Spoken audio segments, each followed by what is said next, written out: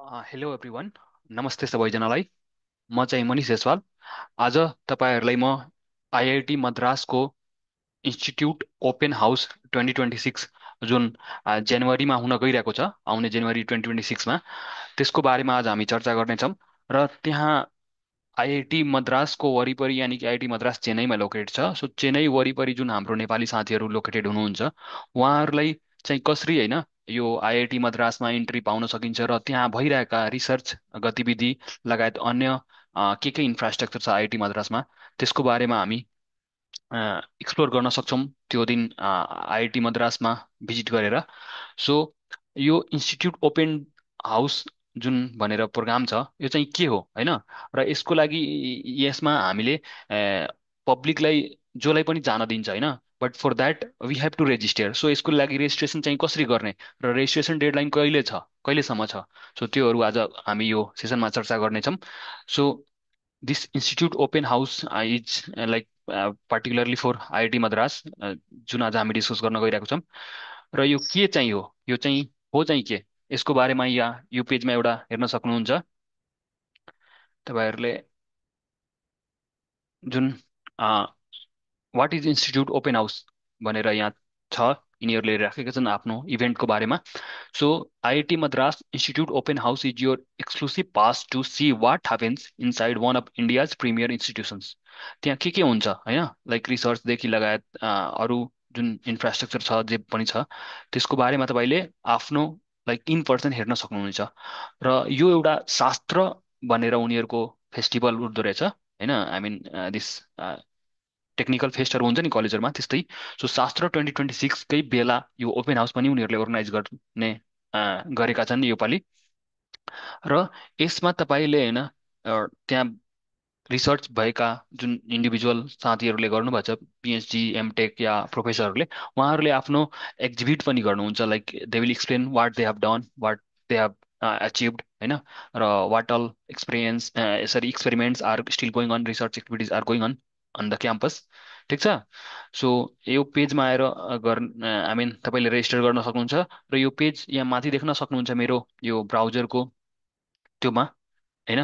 So यसको address चाहिँ I mean web address के रहेछ, यो वेबसाइट के हो, शास्त्र.org स्ल्यास ओपन हाउस गर्नुहुन्छ भने यो पेजमा आउनुहुन्छ। र यो पेजमा आएर तपाईँ यसको बारेमा अझै एक्सप्लोर गर्न सक्नुहुन्छ। र यो पहिलाको ओपन हाउसको हेर्नुहोस्, यहाँ केही ग्लिम्सहरू दिएको छ, फोटोहरू पहिलाको राखेका छन् यिनीहरूले आफ्नो वेबसाइटमा। सो यसमा हेर्नुहोस्, त्यहाँ various school colleges and other individuals have visited their college to explore this facilities at IIT Madras and research activities at IIT Madras। ठिक छ। अनि यसको डेडलाइन चाहिँ तपाईँले इन्टरनेटमा सर्च गर्नुहुन्छ भने आज नै छ, जस्तो मैले यहाँ सर्च गरेको छु। IIT Madras invites public to institute open house 2026 from 2 January to 4 January 2026।